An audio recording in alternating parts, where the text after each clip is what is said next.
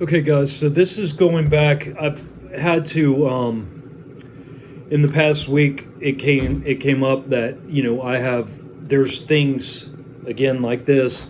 There's things that I need addressed still from my childhood that are key in my healing. I have not been able to exactly put together what that is, but I have gone through what this video I'm about to do.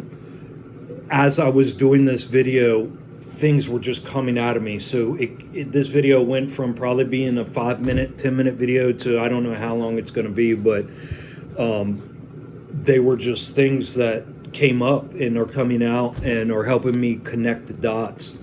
So just bear with me. Again, I just hope this gives you guys courage. Look, I don't enjoy going over this. This is not my cup of tea. I don't like going into this stuff. I don't like talking about family members. I don't like putting my family shit out there. I don't like seeming like, I'm digging into my family stuff and not concentrating on myself. My point is that, my family is tangled in like this, just like yours is. And in order to heal, I have to untangle their shit and process it through in order to see where I fall into all this and how it's holding me down and how my healing is being held back by, their actions or my life experiences. So my earliest memories are of the ages around 4 years old. I remember hiding in between clothes racks, catching grasshoppers in the field. This was all up in Burke, Virginia, where I spent the first 6 years of my life. I remember sexual acts with this neighborhood girl. I was very young. I must have been like four, maybe five. And what's really weird is I remember being in the basement of her house, and I just questioned why wasn't anybody there? How did me and her get alone in the basement of that house? And it just doesn't make sense. But yeah, I remember, and we would touch each other, and I remember putting pennies inside of her vagina, very weird. But nothing never got done. So I'm like, what the fuck? We're so young. How did that even happen? I remember waking up from sleepwalking at the mailboxes. I remember weird half memories, almost as if while I had been sleepwalking. I have vague recollection of walking down the hallway, checking into my mom's room, looking in the fridge. I've always had these recollections, but it was during sleepwalking experiences, which is very weird. And again, this sleepwalking only happened up until the age of 5, probably, I guess. I don't think I ever sleptwalked after that. The one time I sleptwalked to the mailboxes, I woke up at the mailboxes. We lived in a townhouse community up in Burke, Virginia, which is Northern Virginia, up in the city. And the mailboxes were, across the street from my townhouse. And I just remember waking up at the mailboxes and I heard the sirens. I remember looking what am I doing here? It was a beautiful evening, and then next thing I know, the cops came. I'm hearing the cops, and they're pulling up at my house, and I'm just standing there I have weird half memories of bright lights in my room. The vague memory of not being able to move. I also constantly have that memory of trying to scream and not being able to get anything out and being terrified. I have the vague memory of being left with two male babysitters one time when my mom had gone out, me and my brother, and I just remember us in our room. We had bunk beds and they were acting really weird, and then I felt like I was trying to protect my brother, but then my memories go. So I don't know what happened then. I remember reading while laying in my mom's bed. My mom had taught me how to read at an extremely young age. I guess I was able to read at the age of 3, 4 years old. I remember enjoying it. I immensely enjoyed reading. At kindergarten, I went to kindergarten back then. You could start kindergarten at 4 years old. Uh,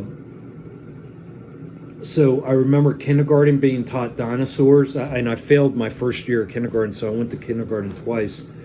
I remember having to sit Indian style on the floor while the teacher read a book, and it was impossible for me to sit still. I wanted to move around and interact with the person reading, but it was not acceptable. I just remember constantly, like, the other teacher putting their hands on my shoulder, like telling me to sit still. And I remember it was a big group of kids, and I would be seated in the back. Kindergarten and first grade, I would get the dunce hat and getting, slapped with the ruler on my hands.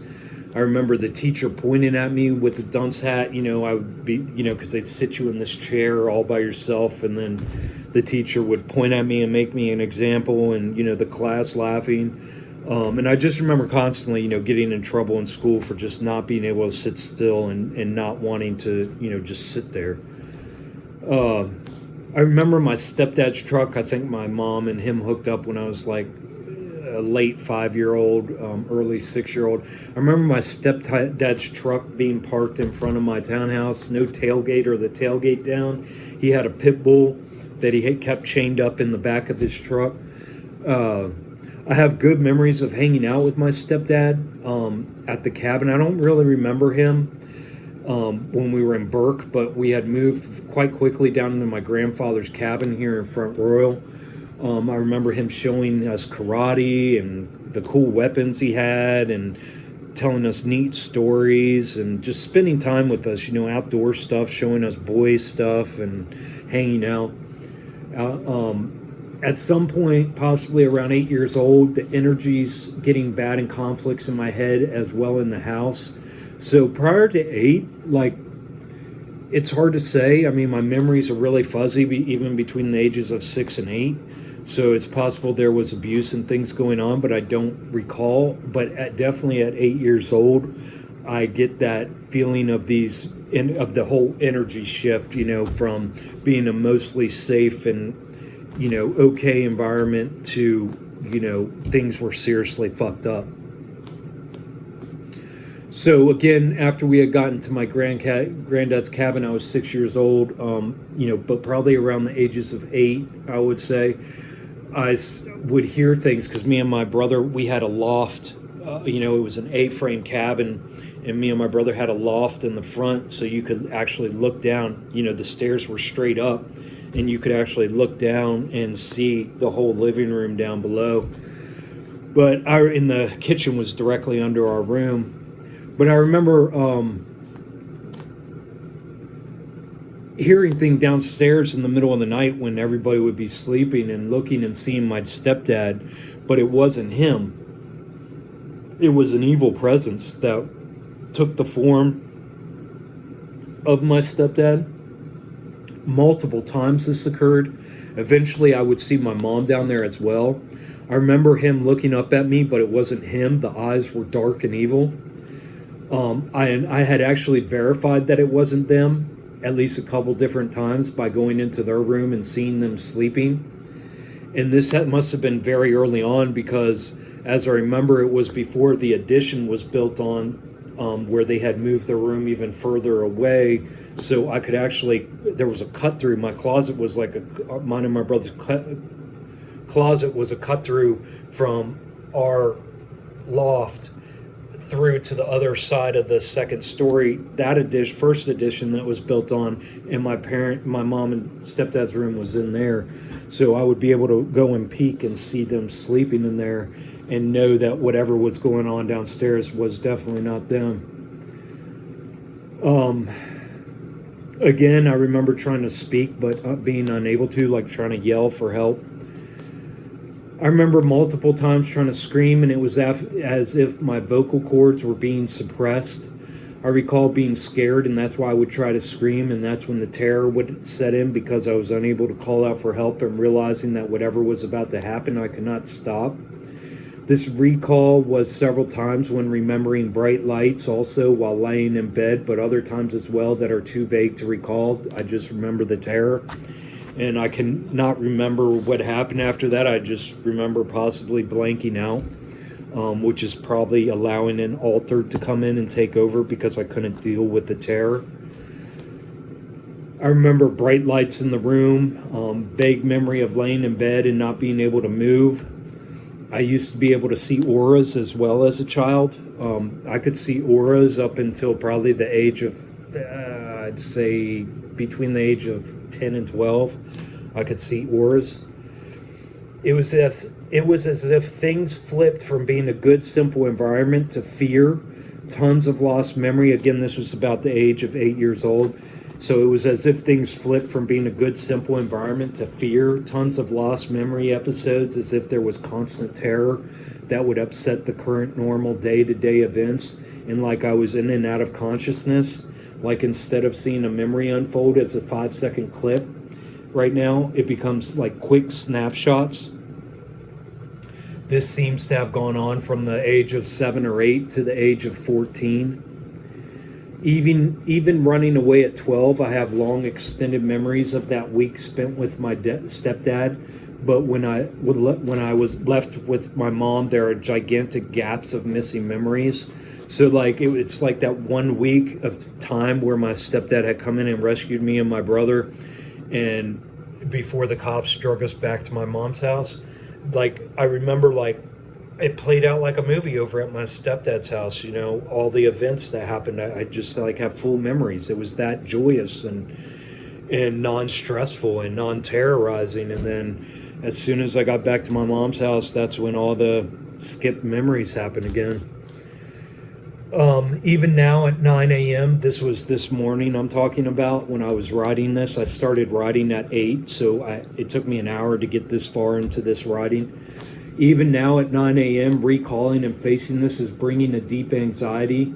For the first time in many months, I am eating in the morning. I just had to stop and go get cherries and unsalted pistachios because I was getting so anxious. Not fear, but like I have a secret and I'm not supposed to tell. Like I feel like I'm telling on someone. The word abduction keeps popping in my head. Okay, so, yeah. So I remember my rich uncle flying us to Disney World. Me, my brother, my mom, my aunt, my 2 cousins, because he was he could fly. He had his own license, his own airplanes and stuff. I remember being happy, but can't recall too much of the time there in Disneyland, down in Florida. Just again, some vague, quick memories. This was before my stepdad when we still lived in Burke, so I'm guessing I was around 4 to 5 years old. It feels like that connection with them remained a positive thing, but rare as we moved to the cabin down here in Front Royal at 6. But it seems that connection was severed as I remember my aunt and uncle coming to the cabin one evening. Very early within the first year, I would say, maybe 2 of us moving down there, I think. And my mom and stepdad were telling them about God and about how the music, if played backwards, was laced with demonic mind control phrases. I remember them leaving that evening, my aunt and uncle leaving that evening, and the relationship with them and my cousins never felt the same after that. I remember my stepdad living with us here and there, it seems, for a couple years. Like things would get bad and he would dip out for a period of time, maybe a couple months, and then come back, and that cycle repeating for maybe a couple years. I feel this was between the ages of 10 to 12. During these times, I'm feeling that is when my mom started the whole projecting of how poor we were, like eating canned food and only having enough for dinner, constant stress, my mom having extreme depression, fits of crying, emotional ups and downs, sleeping all the time, and of course, the extreme abuse that I was going through. I'm feeling that at these times when my stepdad would leave is when I was first made to be the man of the house, splitting wood, shoveling the driveway, taking care of my siblings as my mom was passed out. I would have to grade my own schoolwork because we were homeschooled, and ensure my brother did his and grade his as well, doing dishes and cleaning. We bred German Shepherds and had at least half a dozen that were kept in a makeshift kennel outside. I remember them being sickly and they had diarrhea constantly, and the whole kennel floor being layered with runny shit and having to shovel it and take care of the poor malnourished dogs. Taking care of my sisters, cleaning the house, doing dishes. I just remember like being a servant, Thinking back, it was absolutely disgusting in regards to these dogs. And had that occurred today, animal control would have certainly came and taken them away. It was really bad. It was a makeshift kennel. It wasn't very big. These grown dogs were living in it. They had become so thin with worms and whatever else they had. They did nothing but diarrhea. And it was all outside. There was no enclosure. It was all outside. And I just remember being out there when it was pouring rain or in the snow. And, it was nice when it was frozen because it was much easier to clean. But otherwise, you'd have these boots on and it was just like you're stepping in, inches of just nasty, wormy shit.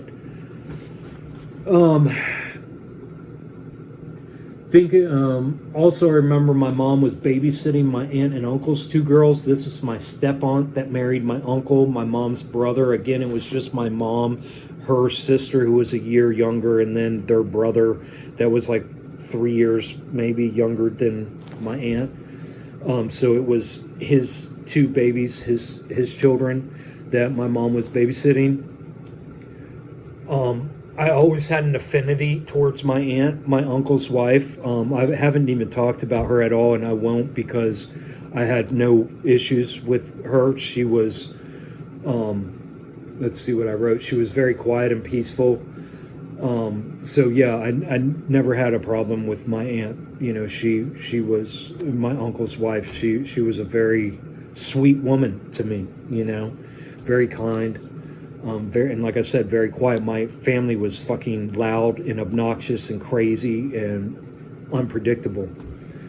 But my mom never did the babysitting of these two girls. It was me and my brother who watched them at a very young age. Again, we were babysitting my sisters and my cousins at, 10 years old or however old I was. I also remember my mom worked at the grocery store in town at some point, and she would come home and pass out. So I was taking care of everything while she was at work. And when she got home, because she was so wore out, I remember taking on these duties like a champ, thinking I was really contributing and helping out. But my stepdad would come back in between these times, and I would go from being the man of the house and in charge to just a kid that better shut up and do what he was told and, fall in line. And yeah, so I was just being completely used, I would say this is about the time when my stepdad would leave and my mom would be so emotional, and I would tell her everything was going to be okay, and I would literally take care of her and be the man and do everything my stepdad would do, plus her shit, because she was so emotionally unstable and sleeping all the time. I remember being so mad when she would let him back in after him being gone for weeks or even a couple months. I would ask her why, if he was so bad, would she allow him back?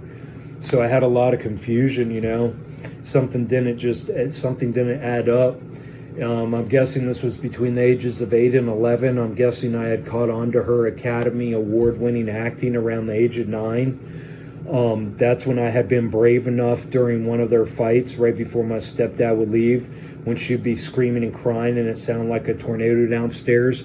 Again, my and brother's room was in the loft, so all I had to do was peek around and I could see, the front door was right there. It was the living room and the front door. And I guess, this was after she had let him back in, and I was dealing with all this cognitive dissonance. Like, if he's so bad and beating you so bad, like, I just remember taking pictures all the time, and the cops being called, and like he was so abusive, but her constantly letting him back. And I just couldn't put two and two together. So finally one day I got brave enough to look, and I saw that she was putting on a show. She was literally creating a world of chaos and not allowing him to leave, throwing herself around in front of the door, hitting the wall and him, and scratching and doing whatever she could like a wild animal, throwing whatever was close enough to grab to make noises, screaming as loud as she could. Like I said, I could never really make out anything he said, as it seemed he was mostly just calmly in a low voice telling her to move so that way he could leave. Then after he would make it out, she would come upstairs to me with her mascara running all over her face, looking like a demon clown from outer space, and put all her emotions on me. What an abusive, unstable, selfish bitch. It was after I caught onto her act that the hammer really came down on me. So she was just using me prior to me catching her and figuring out she was an Academy Award-winning actress. She was nice to me, but the expectations were extremely high for what I had to do. But after I had caught her, that's when the dynamic between me and her completely changed.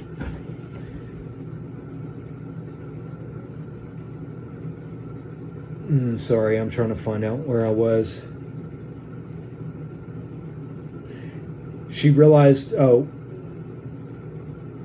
what an abusive, unstable, selfish bitch. It was after I caught on to her act that the hammer really came down on me. It was when my beating started. She realized her gig was up and that I knew. She was pissed that I had lost respect for her and she thought she could beat it back into me. Also, I need to mention that when my stepdad had first started leaving and was still under my mom's spell, me being under my mom's spell, when he would come back, when she would let him back, I hated him. I remember giving him attitude and no respect as I thought he was abusing my mom and causing the chaos in the house. After I had caught her in the act of faking her abuse and I started receiving the beatings that come along with such an advanced knowledge, I rekindled my relationship with my stepdad, hoping to have an ally as my mom was completely unhinged and diabolical. I learned how to survive. For God's sake, my stepdad helped me run away with my brother when I was 12 years old. He literally attempted to save us. So there were some extremely chaotic years, I'm thinking, between the ages of 9 and 13. There is a lot of missing time in these years because my life was nothing but a big ball of stress because I was either playing the role of dad, brother, housekeeper, teacher, babysitter, therapist, and whipping boy. I was grounded just about every day up until I finally got away at 16. But my mom was smart, diabolical is more like it. She would allow me to go here and there, but always when she was around. I was strictly forbidden to speak of my punishments and responsibilities. She made sure I was properly scared shitless to mention anything to anyone. For me, it was more of an embarrassment than, it was being scared shitless of her, but it was also an embarrassment. How do you tell people this shit, How do you go to your cousin's house or go play outside with your friends or whatever and even begin to explain this kind of abuse, And that's how this abuse gets carried away and not dealt with because we're too afraid to speak or embarrassed. I didn't even know how to voice the absolute hell I was stuck in. She would act like everything was fine around everyone and they couldn't even see the incredibly short leash that she had me on because, again, due to my own embarrassment, I would put a clown mask on and act like everything was fine. My nickname was Goofy as a kid. I mean, I was the class clown type of person, which comes from severe abuse. It was my mask. It was my altar. It was my ego, What else could I do? The little bit of freedom and socialization out of her sight I was able to get, I wasn't about to ruin by speaking of the absolute horrors at home. I don't know if I disassociated as the pain was always with me, but I sure as hell made sure my clown makeup was on before we went out. So this brings me to, I'm guessing, between the ages of 11 to 13. Now, what I'm about to describe occurred, I would say, approximately 6 to 10 times over the course of 6 to 12 months. After attempting to access more details surrounding the exact circumstances, the only thing I can come up with is prior to one of these instances, I recall receiving one of the beatings from my mom where I had been playing housemaid, dad, babysitter, etc., and she had come in, possibly from her job at the grocery store or wherever, and just started slapping the shit out of me. She had me against the wall, screaming her head off and crying, looking like the demon clown from outer space she was. Just one slap after another until I hit the ground on all fours. and then she would just kick me until I would lay there motionless. Of course, my siblings would be crying, and she would be screaming at me, "Look what you've done. This is all your fault. Jesus knows what you did. Repent, you're going to hell." And of course, turn around to them and play whatever mind games a psycho plays. Well, I remember I think she went upstairs and passed out, and I picked myself up off the floor, and I didn't want to live. I wanted to die. I was extremely suicidal for years as a kid, but I knew my brother needed me, and suicide was a sure ticket to hell, so I couldn't get any further than deep contemplation on the subject. Anyways, I remember going outside, and I can't remember who I was crying out to, but I remember going around to the side of the house.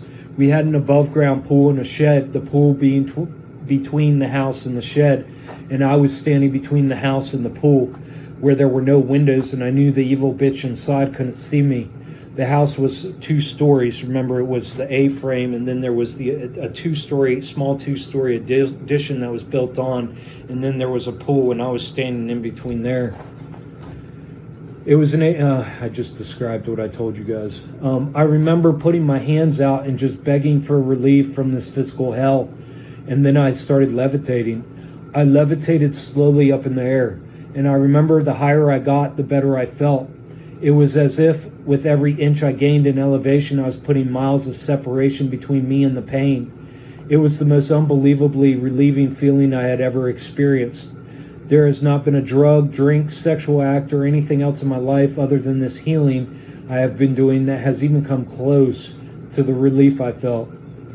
I was going up and got to, I'd say, about 15 to 20 feet in the air when I started to feel concern over whether I was going to just drop all of a sudden and break my legs. And that's when I quit, going higher in height. And I remember when that concern started coming over me, I quit elevating and just stayed at that height. I stayed there, arms extended, floating, looking out at the yard. All pain was gone, all worry. It was as if I had confirmed in my thinking that there was something more to this existence, that if I just stuck it out one day, it would all be worth it. Guys, and this is a extremely physical remembrance. This wasn't a hallucination. This was never, I was out of body or out of mind, or it was a sleeping state, or this was after severe abuse that I would go outside and do this levitating, physically do this levitating. And I never told anybody about this until the guy that I lived here with, the father of, these kids, my best friends, I guess, growing up. He was a roofer that taught me the trade and everything else. And I told him, a couple different times, because we get drunk as fuck together. And he was the only person I ever told, probably about 15, 18 years ago, whenever it was. And it was only during a couple times being extremely drunk, and I never told anybody else. The feeling was so amazing, it renewed me. I don't know how long I stayed there, maybe a few minutes. And then I would just slowly descend back to the ground, back to my feet, back to hell, but with a whole new lease on life. Before going up, I felt nothing but pain, anger, complete heartbreak.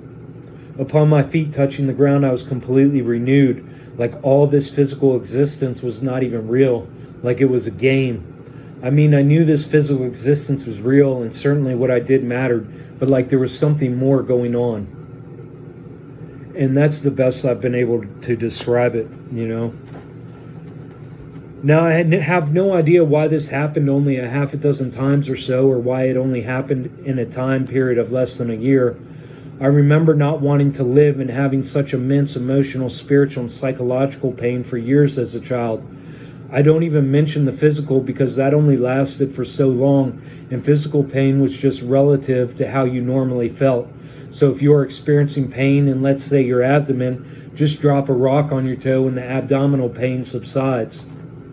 So no, it was these invisible sources of pain that were too much to bear.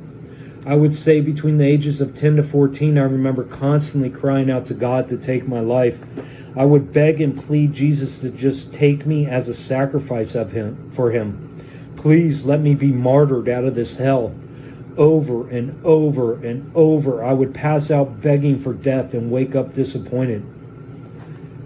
Yeah, it was bad. I mean, I remember I would get the Bible out, just crying, and read the crucifixion story in the New Testament. And, because we were fucking big into this stupid church all the time, and that stupid ass religion, and they would be like, they would constantly be telling you how Jesus just took all the world's sins and suffered so immensely for us. And I'd just be like, and I'd read the crucifixion story over and over and over, and I just couldn't understand how, if he supposedly suffered so bad for this whole sins of the world, but his suffering was literally only like 3 days of his life as a grown man, and how could I sit there and suffer for years as an innocent child and nothing be done, and my life be for nothing? I couldn't put two and two together, it didn't make sense. So I would write my suicidal ideations and prayers, and then, being afraid my mom would find them, I would dig a small hole in the dirt and bury them. In the winter, I would burn them in the wood stove. Nothing ever came and helped me. Nothing ever took my pain away. Nothing ever gave me words of encouragement. Nothing ever prevented my mom from exacting her complete and utter madness out on me. The only thing was when I levitated those half a dozen or more times, and then when my stepdad rescued me at 12 for a week until the cops brought us back. And then the half a dozen or so... I got to quit going off script here of what I'm reading, because I guess I covered everything. See, when I write these things, guys, they just fall out of me. It just comes out. It's very healing. I've been waiting to be able to write again for a long time. And now I'm able to, and it's extremely healing. And I'm looking forward to what it opens up as far as new doors for my healing. But yeah, other than my stepdad and levitating, those several years I was all on my own. Nothing ever gave me any kind of ease of pain or said hang in there or nothing. I was completely on my own. I think I will end this here for now. I am slowly gaining more clarity and the ability to recall more details. This has been wanting to come out for quite some time, but like I said, every time I attempt to get it out, it's as if there is something telling me or warning me that it's our little secret. Like at some point in time I had agreed to not speak of these things. Fuck that. Also, just so you all can understand the immense amount of pressure and anxiety this causes trying to get it out, I guess, and being this relentless and courageous and getting this shit out, I have not experienced hunger in 2 to 3 months again now. I eat out of anxiety. I do not eat at all in the morning and will usually put off eating as late in the day as I can in order to have a short eating window, as I feel optimal when I do that. But in the span of the 2 hours since 9 o'clock when I started writing, the anxiety got so bad I couldn't take it anymore.